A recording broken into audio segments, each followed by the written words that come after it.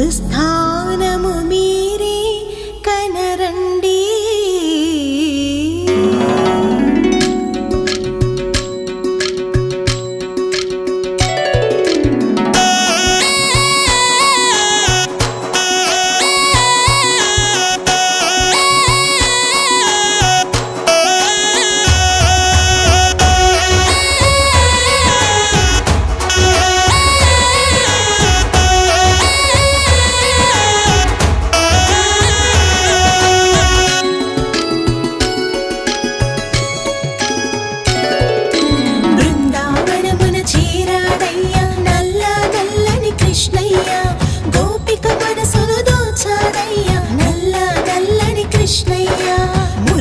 గానం చేస్తాడయ్యా నల్ల నల్లని కృష్ణయ్య. మరువాలన్నా గుర్తుకు వచ్చే నల్ల నల్లని కృష్ణయ్య. అందం చందం లేనోడయ్యా నల్ల నల్లని కృష్ణయ్య. అందం చందం లేనోడయ్యా నల్ల నల్లని కృష్ణయ్య. అందరి మదిలో దాగున్నాడు నల్ల నల్లని కృష్ణయ్య. అందరి మదిలో దాగున్నాడు నల్ల నల్లని కృష్ణయ్య. బృందావనమున చేరాడయ్యా నల్ల నల్లని కృష్ణయ్య.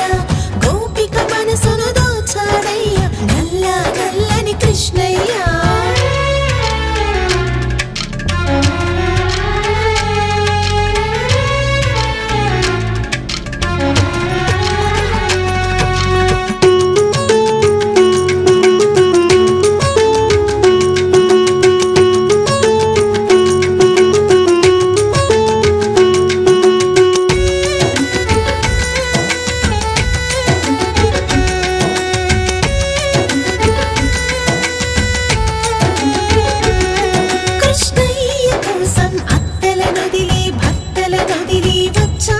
కృష్ణయ్య ఒకడే అందరి భర్తని జగతికి చాటాము.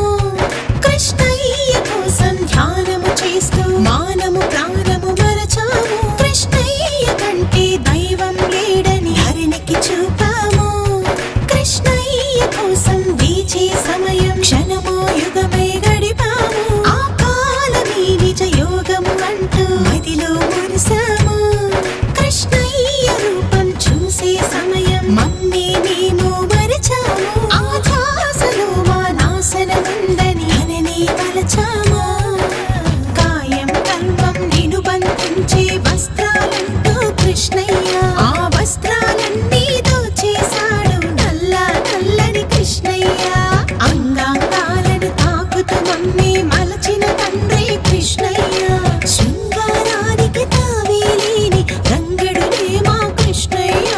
బృందావనమున చేరాడయ్యా నల్ల నల్లని కృష్ణయ్య. గోపిక మనసును దోచాడయ్యా నల్ల నల్లని కృష్ణయ్య.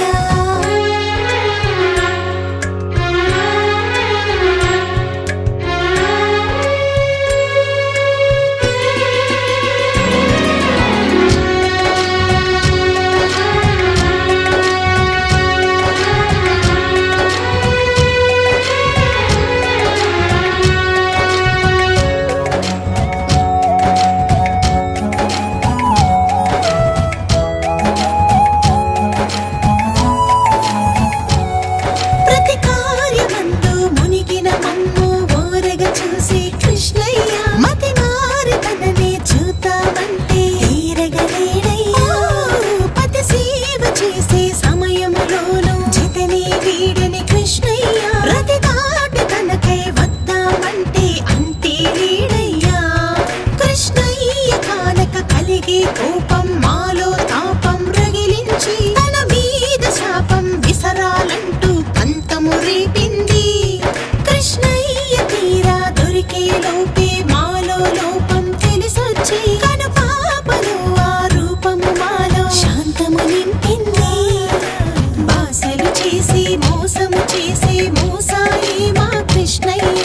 ధ్యాసను మార్చి వాసము వేసే మాయే మా కృష్ణయ్య. ఆ